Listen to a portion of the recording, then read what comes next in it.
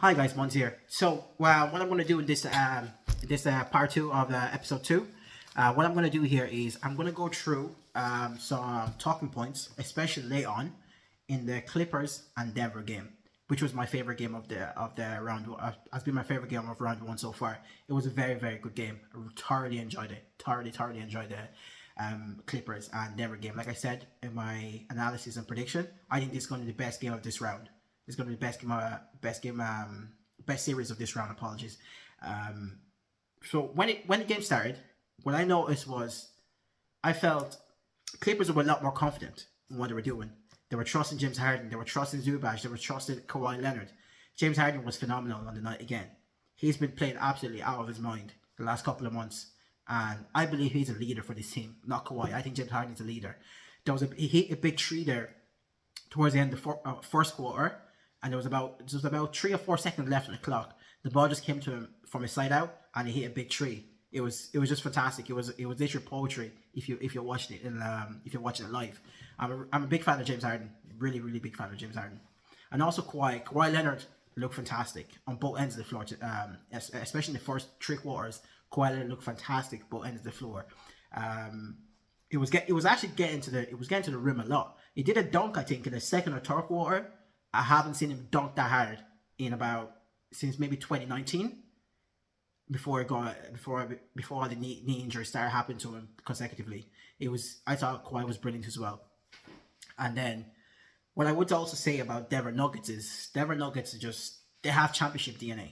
Denver Nuggets have championship DNA. It's so obvious because at one stage they were down. I think they were down nearly 20 points.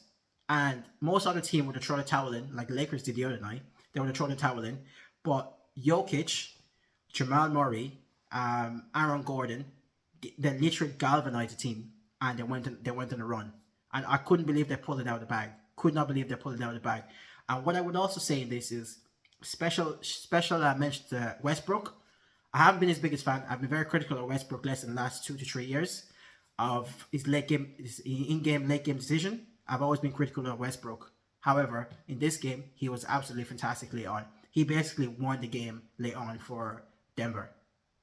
What we're going to do is we're going to go to maybe the last 4 to 5 minutes in the fourth quarter of this game. I think those are the most important minutes in this game because it was a back and forth game between both teams late on in the game. So like I said, talked about Westbrook earlier. I remember Westbrook is still very athletic. Westbrook is a athletic freak. The way even in his late stage in his career, he's still very athletic, especially for a point guard. There was a big play there where one of the Denver Nuggets players took a shot, they missed it, and Westbrook literally came out of nowhere and got the offensive rebound and put back for two easy points.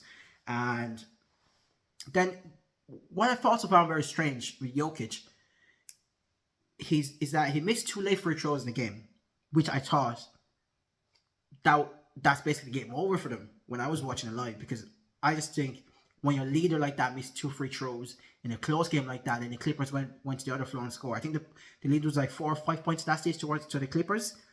And then when the ball got taken out, I remember talking about Aaron Gordon in the analysis, how huge he's going to be, and shot making being very huge for Aaron Gordon in this round. I think he shot mid 40s or 40% from 3 this season compared to his career average, which is 33%. And they passed into the ball to the corner. I think it was Westbrook got the ball, and being very unselfish, Westbrook threw the ball out to Aaron Gordon, and he hit a big three.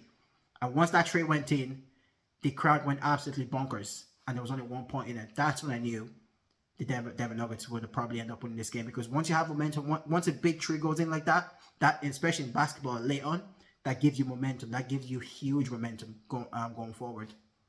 Towards late on in the game, Jamal Murray made a huge defensive play on Kawhi Leonard with 33 seconds left in the game. Denver were down by 1, and when Jamal Murray went to guard Kawhi Leonard, he hit the ball, he deflected the ball off Kawhi Leonard, and the ball went off a side out for Denver Nuggets. So from the side out, the way the Denver Nuggets, they gave it to Jokic, he brought the ball up the floor, and normally I would advise to leave Westbrook open in the corner because he's not a good 3-point shooter, especially in the last couple of years in his career. The ball got swung out to Russ, and he hit probably one of the biggest 3 he's ever made in his career. and it brought the game up to 2 points up for for Denver Nuggets. And then with the ball got, it was literally back and forth game. It was such a good game to watch. Like I said, it's my favorite game of this round so far to watch. And then Harden got the ball.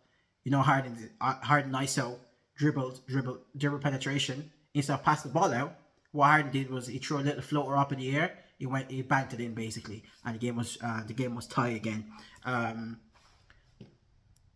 The game was level at this stage, and then Denver had the chance to win the game overall before it went to overtime. Jokic obviously got the ball again. They doubled Jokic really quickly, and they gave it to Murray. They doubled Murray really quickly again. Then they had to give it to Russell Westbrook. And Westbrook, to be fair to him, he got caught in two minds, either passing the ball or taking the shot straight away. And then obviously the buzzer went off, time ran out, and then it went to overtime.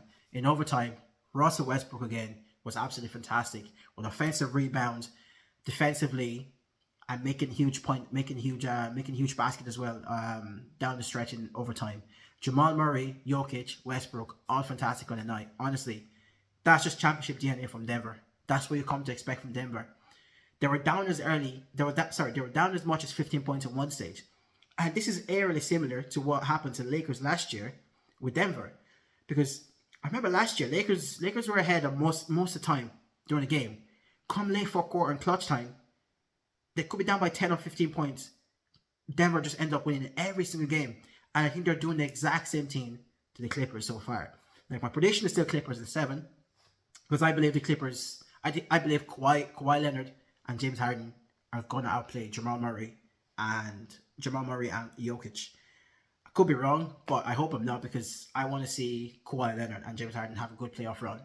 I think they're due a good playoff run between both of them. Clippers also had 20 turnovers. Honestly, 20 turnovers, that's 20 possessions in a basketball game, 12 minutes per quarter. Like, that's 20 possessions you give away. And it's hard to beat that. It's honestly so hard to beat that in a basketball game. So my prediction for this, for game 2, like I said in my previous podcast, so I'm going to do a prediction for game 2. And maybe I might do another review down the line, maybe game 5 or game 6. So my prediction for game 2 is I think Clippers steal this one. They go back to LA 1-1. Maybe Kawhi Leonard have a very good game, and maybe his jump shots start falling, especially late on as well. And James Harden have a good game as well. So my prediction for game 2 would be a close game, but Clippers win it maybe by 4 or 5 points.